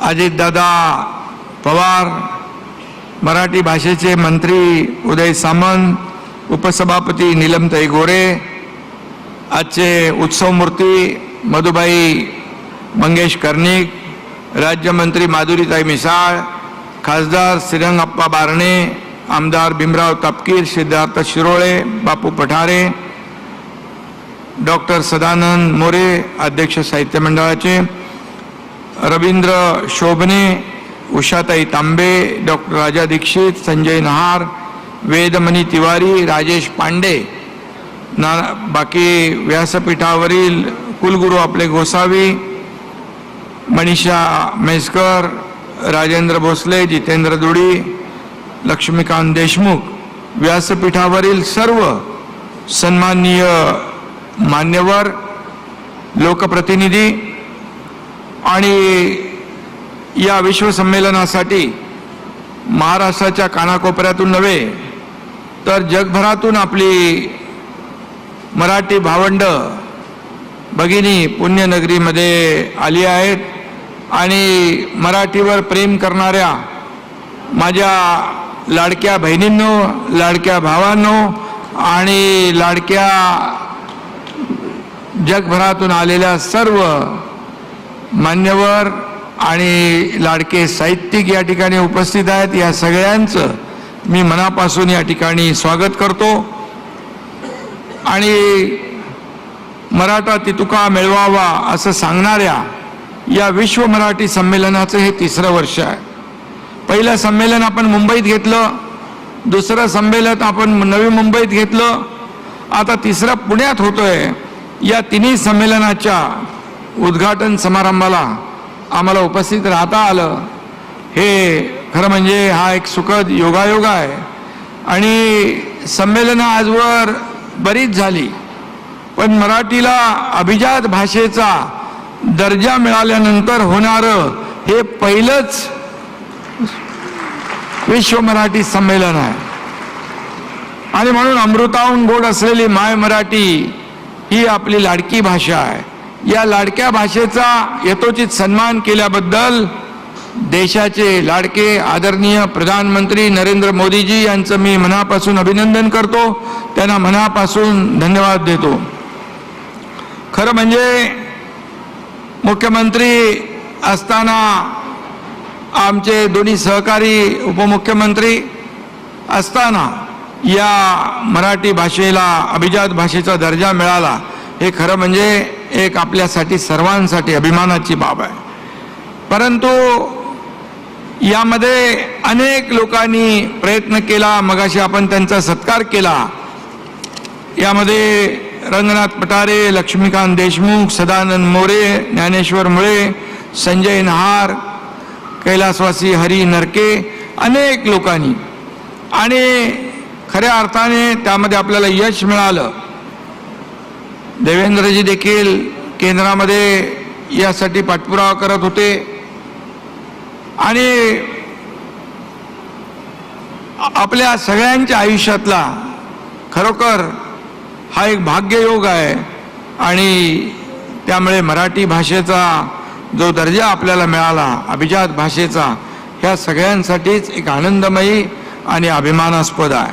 आणि म्हणून माझी भाषा प्राचीन आहे आणि मराठी भाषा आजही प्रचलित आहे. माझ्या मराठी भाषेत उत्तम साहित्य निर्माण होतं, हे पुराव्यानिशी आपण सिद्ध केलं. त्यानंतरच हा अभिजात भाषेचा दर्जा प्राप्त झाला आहे.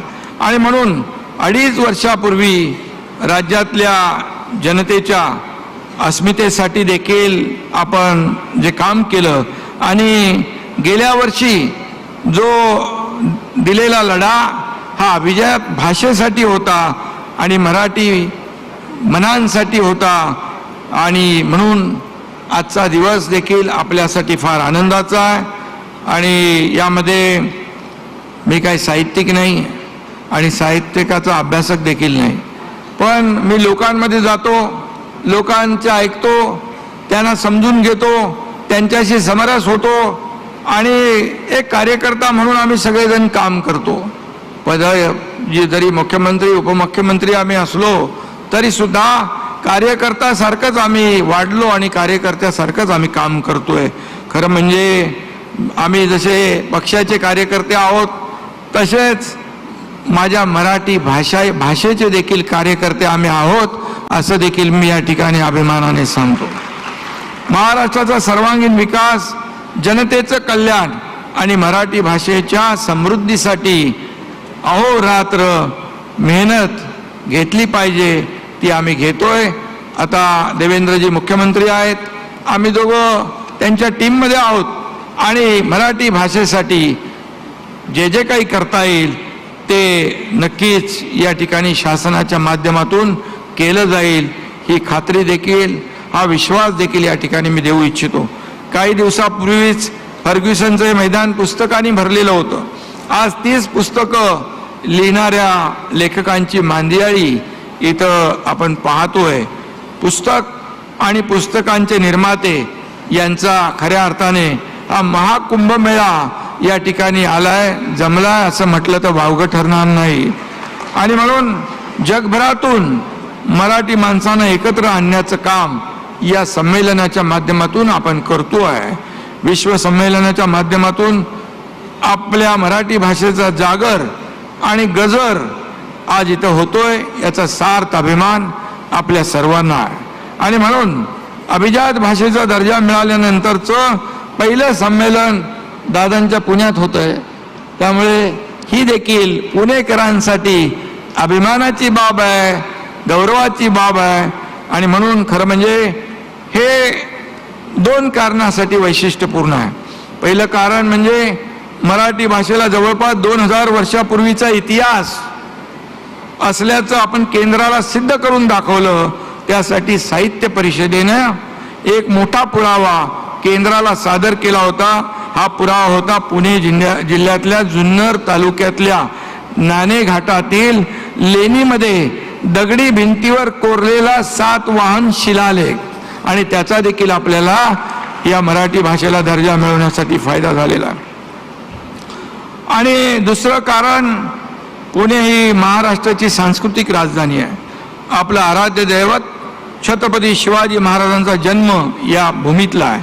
ज्ञानेश्वर तुकाराम महाराजांनी जगाला अध्यात्माची ओळख करून दिली, आणि तुकाराम महाराजांचा जन्म पुण्याचाच, तर ज्ञानेश्वर माऊलींनी आळंदी ते संजीवनी समाधी घेतली. आणि तसंच पुणे ही लोकमान्य टिळकांची एक कर्मभूमी आहे. महात्मा ज्योतिराव फुलेंच्या समाज सुधारणांचे कार्य इथूनच देशभर पसरलं, आणि म्हणून पुणे हे विद्येचं माहेरघर आहे.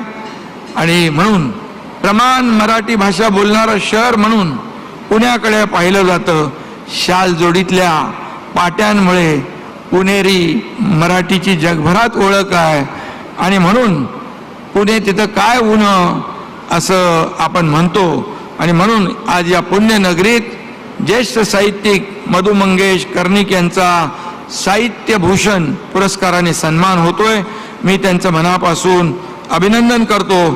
त्यांच्या नावातच मधु आहे आणि म्हणून मधाळ बोलणं गोड बोलणं हा त्यांचा स्वभाव आहे. या 94 वर्षाच्या वयात देखील ते 2 कादंबऱ्या लिहित आहेत आणि दररोज 5 वर्तमानपत्र वाचल्याशिवाय त्यांचा सकाळ सुरुवात होत नाही.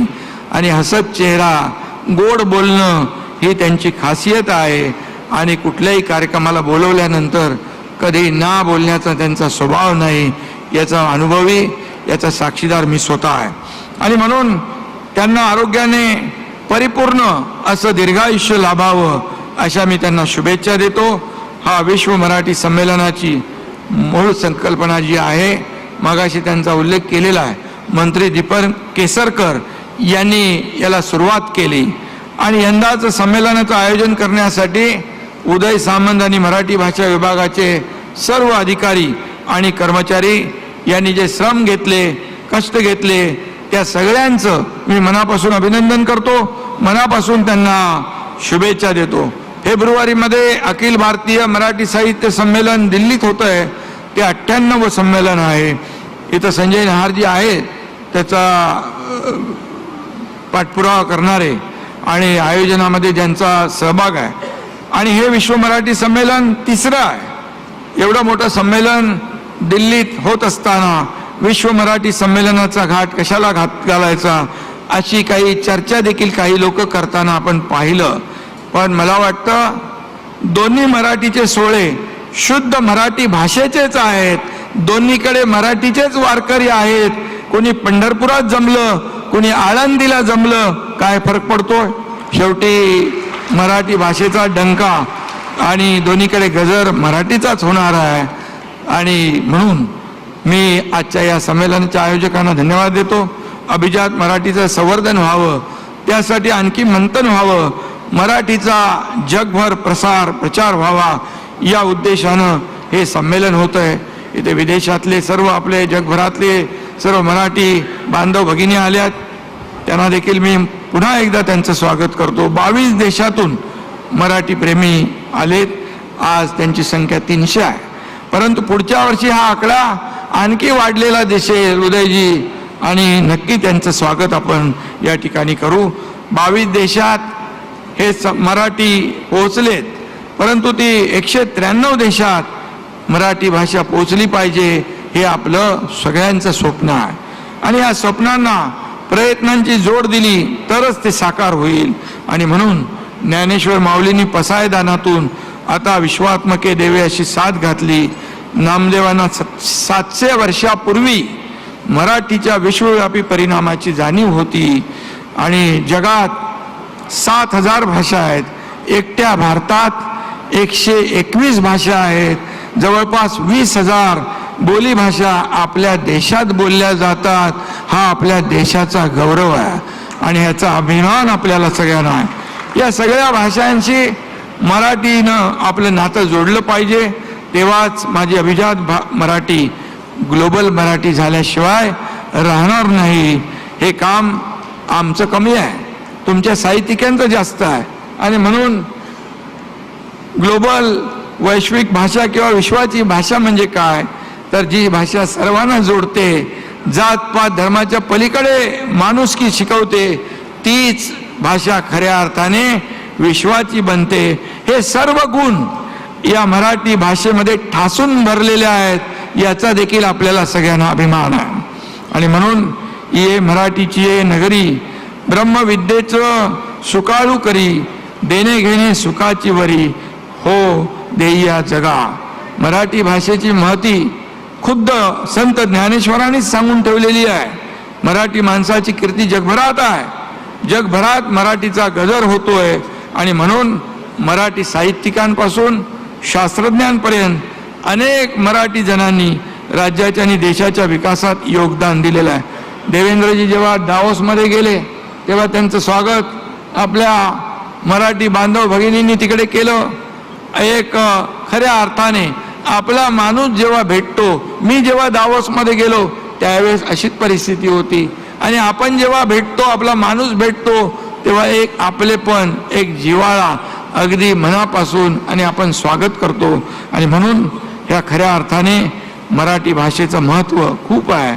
आणि म्हणून राज्याच्या या आणि देशाच्या विकासात देखील मराठी जणांनी योगदान दिलेलं आहे. जपानमधील भारतीय वंशाचे एकमेव आमदार योगेंद्र पुराणिक हे अंबरनाथचे आहेत.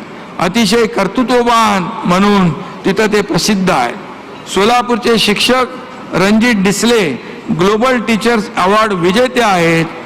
हे देखील आपल्यासाठी खूप अभिमानाची बाब आहे. रशियामध्ये, इतर देशांमध्ये देखील छत्रपती शिवाजी महाराजांची जयंती साजरी केली जाते, गणपती उत्सव साजरा केला जातो. सगळीकडे आपल्या मराठीचा डंका वाजवत आहेत.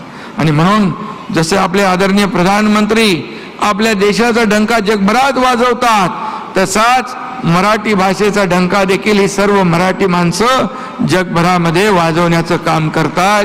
हे देखील आपल्यासाठी खूप चांगलं आहे. आणि म्हणून या निमित्तानं म्हणजे चांद्रयान मोहिमेत देखील महाराष्ट्रातल्या कंपन्यांचं योगदान आहे. आणि म्हणून किती वाचलं तरी कमी पडेल.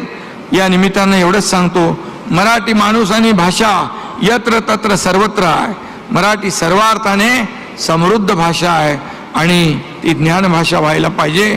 आज तंत्रज्ञान झपाट्याने विकसित होतंय. जग कृत्रिम बुद्धिमत्तेचं म्हणजे आर्टिफिशियल इंटेलिजन्स AI, आता संविधानाची भाषाही तंत्रज्ञान ठरवतंय. त्यामुळे आपल्या सर्वांसमोर मोठं आव्हान आहे. आणि म्हणून राष्ट्रीय शिक्षणात देखील नव्या धोरणात मातृभाषेतून उच्च शिक्षणावर भर दिला आहे. आणि म्हणून सायन्स, इंजिनिअरिंग, मेडिकल, संगणक अशा अनेक विषयात मराठी उत्तम पुस्तके नाहीत. आणि म्हणून या ठिकाणी मराठी पुस्तकं येणं देखील गरजेचं आहे. आणि नक्कीच जसं अजितदादा म्हणाले, कर्नाटकमध्ये देखील आम्ही मराठी शाळांना अनुदान देण्याचं काम केलं, तसं दिल्लीतल्या शाळांमध्ये देखील मुख्यमंत्री महोदयांच्या मार्गदर्शनाखाली हे सरकार मराठी शाळांना देखील अनुदान देईल, असं देखील या ठिकाणी मुख्यमंत्र्यांच्या वतीने मी या ठिकाणी सांगू इच्छितो. खरं म्हणजे आपण मराठी भाषा ज्ञानभाषेबरोबर व्यवहार्य भाषेमध्ये देखील रोजची आपण जी बोलीचाली भाषा जी आहे व्यवहारात वापरतो, त्या रोजगारासाठी देखील म्हणजे अर्थार्जनासाठी देखील आवश्यक भाषा व्हायला हवी. एवढंच मी या प्रसंगी सांगतो. आणि आपली मराठी मुलं आज उच्चपदस्थ किंवा शिक्षणासाठी देखील विदेशात जातात. जी युरोप, अमेरिका अशा ठिकाणी जेव्हा शिक्षण घेतील तेव्हा मराठी म्हणून मिरवतील, मराठी भाषेचा मान सन्मान वाढवतील, मराठीचा मान सन्मान वाढवतील आणि खऱ्या अर्थाने मराठीला अधिक समृद्ध करतील. आणि म्हणून मी एवढंच सांगतो, हीच मुलं मराठी आणि महाराष्ट्रीय संस्कृतीचे राजदूत बनतील. त्यांना तिथं मराठी संस्कृतीचा झेंडा उंच रोवावा ही अपेक्षा आहे त्यांनी. आणि म्हणून या साहित्यावर बरीच चर्चा होईल. मधुबाईंचं देखील नंतर त्यांचं मार्गदर्शन होईल. मुख्यमंत्र्यांना आता आपल्याला ऐकायचं आहे. त्यामुळे मी उदय सामंत आणि त्यांच्या सर्व टीमचं मनापासून या ठिकाणी मी अभिनंदन करतो. त्यांना खूप खूप शुभेच्छा देतो. आणि जसं अजितदादा म्हणाले तशा सगळ्या गोष्टींची आपण उदय सामंतजी काळजी घ्या, काही कमी पडणार नाही. आम्ही तिघही इथं उपस्थित आहोत, त्यामुळे कशाची काही चिंता करू नका. हे 3 दिवसाचं आपलं मराठी साहित्य विश्व संमेलन अतिशय यशस्वी हो अशा प्रकारच्या शुभेच्छा देतो. आणि पुढच्या वर्षी देखील आपल्या सर्वांना या ठिकाणी यापेक्षा जास्त संख्येने आपल्या जगभरातले मराठी बांधव भगिनी पुन्हा या ठिकाणी येतील असा विश्वास व्यक्त करतो. धन्यवाद. जय हिंद, जय महाराष्ट्र. धन्यवाद. आणि यानंतर मी विनंती करतो महाराष्ट्र राज्याचे मुख्यमंत्री माननीय श्री देवेंद्रजी फडणवीस यांना की त्यांनी आपलं मनोगत व्यक्त करावं.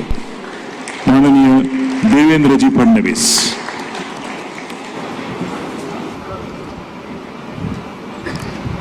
हिंदवी स्वराज्याचे सरसंस्थापक छत्रपती शिवरायांना मानाचा मुजरा करतो. भारतीय राज्यघटनेचे शिल्पकार भारतरत्न डॉक्टर बाबासाहेब आंबेडकर यांना मानवंदना अर्पित करतो. आज तिसऱ्या विश्व मराठी संमेलनामध्ये ज्यांनी नुकतंच आपल्याला मार्गदर्शन केलं आणि ज्यांच्या नेतृत्वात विश्व मराठी संमेलन या महाराष्ट्रामध्ये आपण सुरू केलं ते आमचे सहकारी उपमुख्यमंत्री माननीय एकनाथराव शिंदेजी,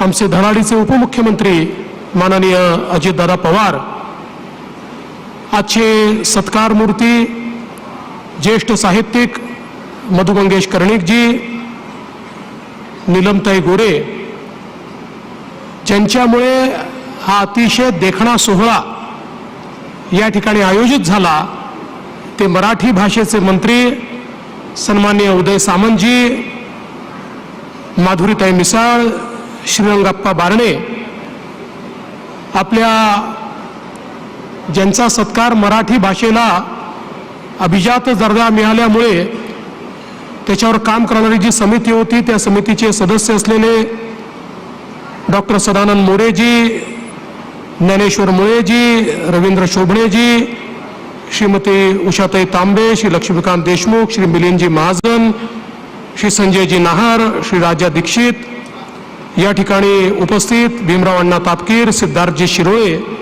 वेदमणी तिवारी, बापूसाहेब पठारे, सुरेशजी गोसावी, राजेशजी पांडे, अविनाशजी आगलावे, या विभागाच्या अप्पर मुख्य सचिव श्रीमती मनीषा म्हैसकर, या ठिकाणी उपस्थित जिल्हाधिकारी, मनपा आयुक्त, सर्व ज्येष्ठ अधिकारी आणि महाराष्ट्रातून, भारतातून आणि जगभरातून आलेल्या माझ्या वैश्विक मराठी भगिनी आणि बंधूंनो, आज तिसऱ्या विश्व मराठी संमेलनामध्ये आपल्या सर्वांचं मनपूर्वक स्वागत करताना मला अतिशय आनंद होतो आहे. आणि विशेषतः माय मराठीवर प्रेम करणारे आणि परदेशातनं जे लोक या ठिकाणी आलेले आहेत त्यांचं विशेष स्वागत आणि अभिनंदन या निमित्ताने मी करतो. मी उदयजी तुमचे आभार मानतो की तुम्ही विश्व मराठी संमेलनाला मुंबईतून पुण्यामध्ये आणलं. पुणे जे विद्येचं माहेरघर आहे, जी आपली सांस्कृतिक राजधानी आहे, आणि माझ्यासारख्या नागपुरी माणसाला तर पुण्याची मराठी म्हणजे प्रमाण मराठी आहे. त्यामुळे प्रमाण मराठीच्या माहेरघरी या ठिकाणी विश्व मराठी संमेलन होत आहे, ही खरोखर आपल्या सगळ्यांकरता अतिशय आनंदाची गोष्ट आहे. आणि त्याच वेळी ज्याचा उल्लेख सर्व पूर्व वक्त्यांनी केला, मराठी भाषेला अभिजात दर्जा मिळाल्यानंतरचं हे पहिलं संमेलन आहे, याचा आपल्या सर्वांना आनंद आहे. आणि म्हणून मी देखील त्या निमित्ताने माननीय देशाचे प्रधानमंत्री श्री नरेंद्र मोदीजी यांचे मनापासून आभार मानतो. खरं म्हणजे अभिजात मराठी हीच संकल्पना देखील या संमेलनाची आपण या ठिकाणी घेतलेली आहे. आणि आज या निमित्ताने आपण मधु मंगेश कर्णिकजींचा देखील सत्कार केलेला आहे. भारत सरकारनेही त्यांना पद्मश्री यापूर्वीच दिलेली आहे.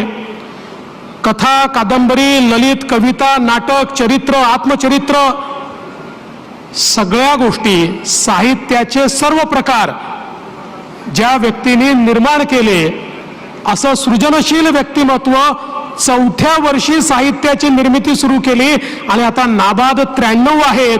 अशा प्रकारचे मधु मंगेश कर्णिक हे खऱ्या अर्थानं आमच्या मराठीला समृद्ध करणारे आहेत. आणि म्हणून त्यांचा सत्कार करताना खरोखर मला असं वाटतं की आपल्या सर्वांना अतिशय आनंद या ठिकाणी होतो. आज मला याही गोष्टीचा आनंद आहे की जे कवी संमेलन इथे होणार आहे त्यात आपल्या बेळगाव निपाणीहून देखील आमचे मराठी कवी या ठिकाणी काव्यपाठ करण्याकरता येणार आहेत. त्यामुळे आपली जी भावना आहे मराठी माणसाच्या पाठीशी भक्कमपणे उभं राहण्याची, ती भावना निश्चितपणे यातनं एक प्रकारे आपल्या समोर येते आहे. आणि आज यासोबत आपल्या बालगंधर्वमध्ये सागरा प्राण तळमळला हा कार्यक्रम देखील होणार आहे. खरं म्हणजे जेव्हा आपण मराठीचा विचार करतो त्यावेळी स्वातंत्र्यवीर सावरकरांशिवाय मराठीचा विचार आपण करू शकत नाही. कारण स्वातंत्र्यवीर सावरकरांनी या माय मराठीला जी शब्दांची माया दिली, जो शब्दकोश त्यांनी दिला, जो शब्दांचा खजिना त्यांनी दिला, त्यामुळे निश्चितपणे मला असं वाटतं की हा कार्यक्रम देखील अतिशय चांगला आणि महत्त्वपूर्ण अशा प्रकारचा कार्यक्रम आहे.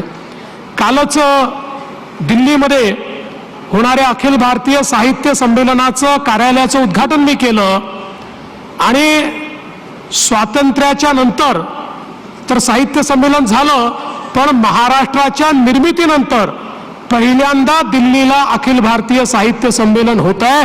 ही देखील मला असं वाटतं अतिशय आनंदाची गोष्ट आहे आणि त्याचं देखील उद्घाटन काल करण्याची संधी मिळाली आणि आज आता या ठिकाणी उद्घाटनाकरता मी आलो.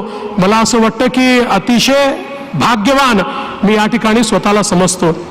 खरं तर मगाशी उदय सामंतजी सांगत होते की काही ना काही लोकांनी वाद तयार केला, काही कोणी प्रश्न उपस्थित केले. तर उदयजी, तुम्हाला मी सांगू इच्छितो की साहित्य संमेलन असो, नाट्य संमेलन असो, विश्व मराठी संमेलन असो, वाद निर्माण झाला नाही तर ते मराठी संमेलन होऊच शकत नाही. वाद निर्माण करणं हा आपला स्थायी भाव आहे. कारण आपण संवेदनशील लोक आहोत, आपण इमोशनल लोक आहोत. त्यामुळे वाद विवाद प्रतिवाद हा झालाच पाहिजे. यातनंच खऱ्या अर्थानं मंथन होऊ शकतं. आणि हे मी म्हणत नाही, एक कुवलय माला नावाचं 8व्या शतकात लिहिलेलं पुस्तक आहे. या पुस्तकामध्ये 8व्या शतकामध्ये मराठी माणसाचे वेगवेगळे गुण आणि काही अवगुण देखील सांगितलेले आहेत. आणि त्यातलं एक त्यांनी जो चॅप्टर तयार केलेला आहे तो कलाशील अशा प्रकारचा त्यांनी त्या ठिकाणी लिहिलेला आहे. आणि मराठी माणसाला कलह करायला देखील आवडतो असं 8व्या शतकात त्यांनी लिहून ठेवलेलं आहे. त्यामुळे तुम्ही फार काळजी करू नका. अशा प्रकारचे संमेलन आपण करत राहायचे. कोणी नावं ठेवतं, कोणी चांगलं म्हणतं, त्यातनंच चांगलं मंथन होतं आणि अजून चांगलं करण्याची शक्ती आणि बुद्धी आपल्याला मिळत असते. म्हणून मी तुमचं आणि मराठी भाषा विभागाचं मनापासून अभिनंदन करतो की तुम्ही खऱ्या अर्थानं हे संमेलन वैश्विक अशा दर्जाचं या ठिकाणी केलेलं आहे. जगाच्या पाठीवर एकही देश असा नाही जिथे माझा मराठी माणूस पोचलेला नाही. आम्ही जगभरात कुठेही जातो तर मराठी माणसं आमच्या स्वागताला तिथे असतात. जपानला गेलो तिथे स्वागताला, अमेरिकेला गेलो तिथे स्वागताला, परवा डावोस करता झुरिचला गेलो, रात्रभर प्रवास करून 500 800 किलोमीटरवरनं आमची मराठी माणसं त्या ठिकाणी स्वागताला होती. आणि एका चिमुरड्याने त्या ठिकाणी लाभले हमास भाग्य बोलतो मराठी इतकं सुंदर म्हणून दाखवलं. एवढा अभिमान वाटला की आपला मराठी माणूस इतके वर्ष तिकडे गेला तरी देखील माय मराठी त्याच्यापासून दुरावली नाही. माय मराठी त्याच्या मनामध्ये आहे आणि ती माय मराठी पुढच्या पिढीला देखील पोचवण्याचं काम तो करतोय. हे बघून खरोखर मला असं वाटतं अतिशय मला चांगली भावना त्या निमित्ताने तयार झाली. अर्थात त्यावेळी त्यांनी मी पुन्हा येईन देखील मला म्हटलं.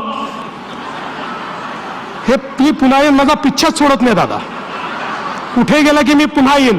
पण अलीकडच्या काळात चांगलं म्हणतात, मागच्या काळात उपहासाने म्हणायचे. शेवटी एखादा शब्द आपल्याला चिपकतो, तो काळ आणि वेळ याप्रमाणे त्याचे अर्थ बदलत असतात. पण मी तुम्हाला सगळ्यांना म्हणतो की तुम्ही सगळ्यांनी हे ठरवलं पाहिजे की जेव्हा जेव्हा विश्व मराठी संमेलन होईल तेव्हा तेव्हा मी पुन्हा येईन, मी पुन्हा येईन, मी पुन्हा येईन. खरं म्हणजे भाषा ही भावना व्यक्त करण्याचं साधन असतं, ते संपर्काचं साधन असतं. आणि केवळ अभिव्यक्ती नाही तर अभिव्यक्तीतून सृजन करण्याचं साधन देखील आपली भाषा असते. आणि म्हणूनच खऱ्या अर्थानं आज मराठी भाषेला अभिजात भाषेचा दर्जा मिळाला. ही दर्जा म्हणजे हा दर्जा म्हणजे राजमान्यता आहे. मराठी भाषेला अभिजात भाषा ही मराठी भाषा होतीच, प्राचीन भाषा ती होतीच. परंतु कुठल्याही भाषेला राजमान्यता मिळणं हे देखील महत्त्वाचं असतं. आपल्याला कल्पना आहे की ज्या काळामध्ये मोगलांनी या देशाची राजभाषा फारसी केली होती, त्या काळामध्ये छत्रपती शिवरायांनी आज्ञापत्र काढलं आणि या मराठी मुलकाची आणि आपल्या साम्राज्याची स्वराज्याची भाषा ही मराठी भाषा केली. त्यामुळे मराठी भाषेला राजमान्यता देण्याची सुरुवात या ठिकाणी खऱ्या अर्थानं कोणी केली असेल तर ती छत्रपती शिवरायांनी केली. आणि म्हणूनच मला असं वाटतं की आज आपली ही जी मराठी आहे, ही मराठी याची पाळंमुळं खोलवर गेलेली पाळंमुळं आहेत.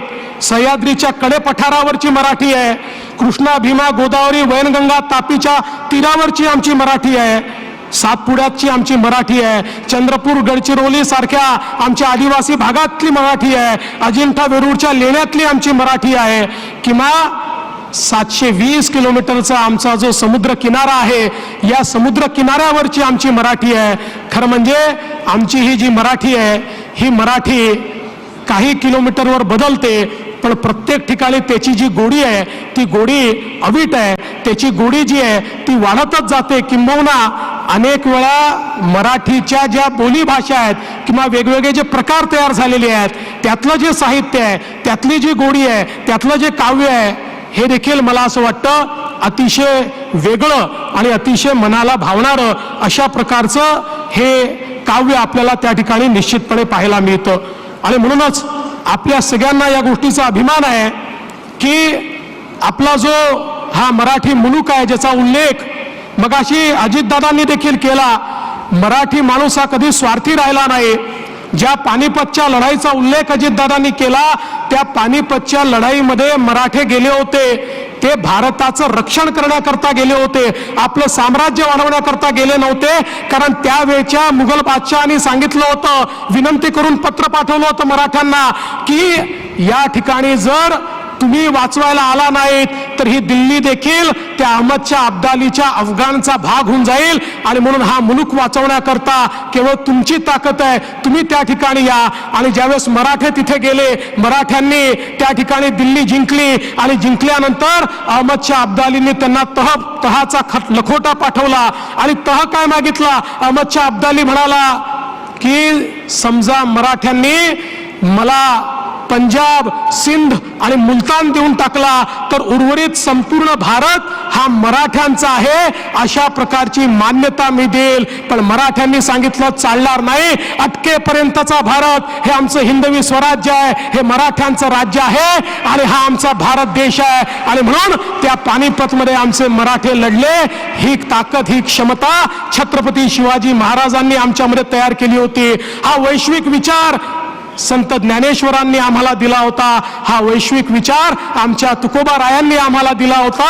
तो वैश्विक विचार घेऊन मराठी माणूस हा नेहमी आपल्या जीवनामध्ये जगलेला आहे. आणि म्हणूनच खऱ्या अर्थानं मराठी माणूस हा जगाच्या पाठीवर कुठेही असला तरी देखील त्या ठिकाणी एक प्रकारे गुणवत्ता आणतो, त्या ठिकाणच्या व्यवस्थेमध्ये अधिक चांगलं करण्याचा प्रयत्न करतो.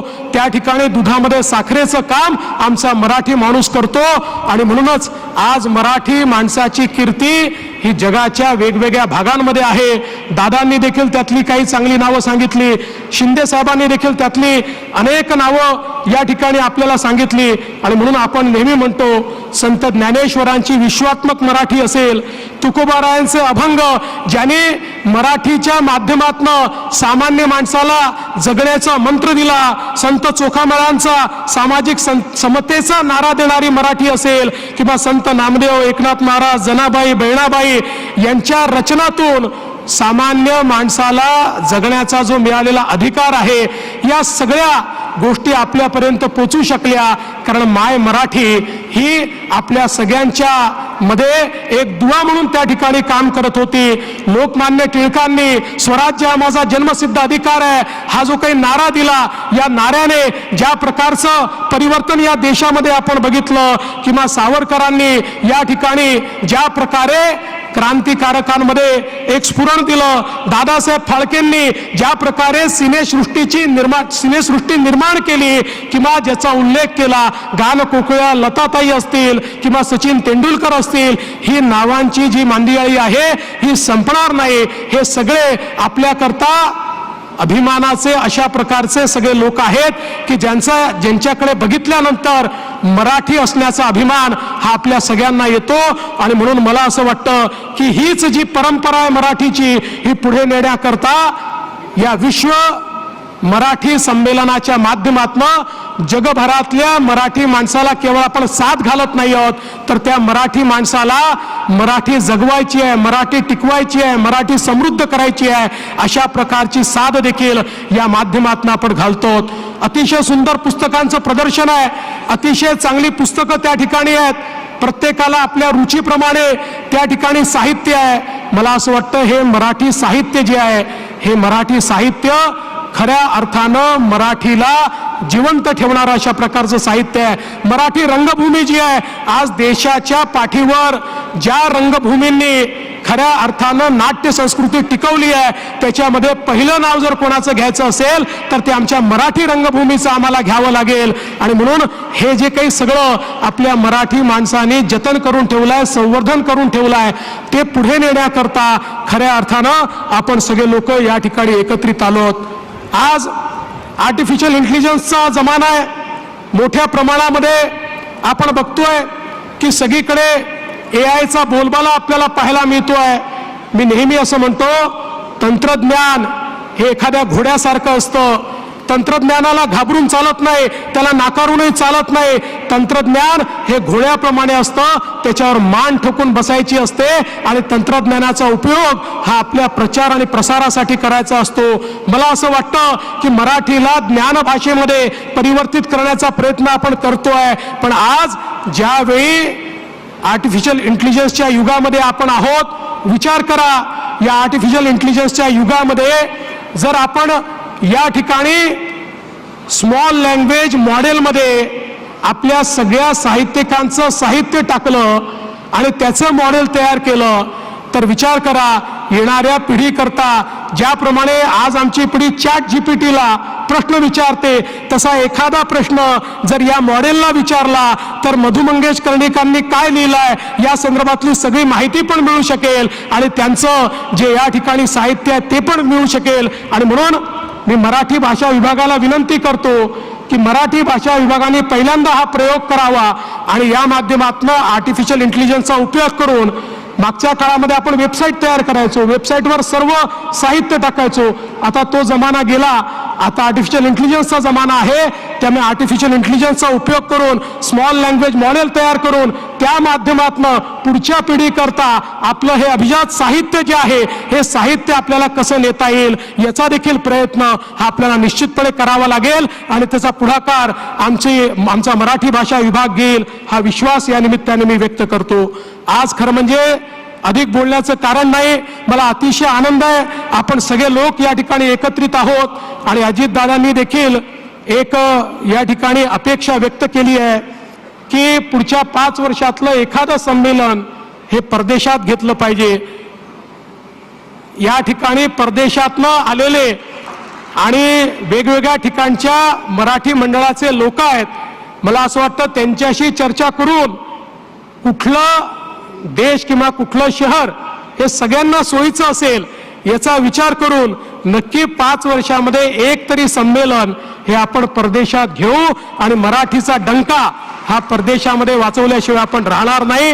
मी पुन्हा एकदा या ठिकाणी दादांनी ज्याची घोषणा केली, आपलं जे इंग्लंडमधलं मराठी मंडळ आहे त्यांना त्या ठिकाणी जागेच्या संदर्भात जी मदत हवी आहे ती मदत निश्चितपणे येत्या 15 दिवसामध्ये आम्ही देऊ आणि त्यासोबत दिल्लीतली मराठी शाळा देखील अशाच प्रकारे अव्याहत चालली पाहिजे. याकरता जी मदत करायची आहे ती मदतही महाराष्ट्र शासन निश्चितपणे करेल हा विश्वास मी देतो. पुन्हा एकदा महाराष्ट्र सरकारच्या वतीनं आपल्या सर्वांचं अतिशय मनपूर्वक या ठिकाणी स्वागत करतो आणि माझं बोलणं संपवतो. धन्यवाद. जय हिंद, जय महाराष्ट्र, जय मराठी.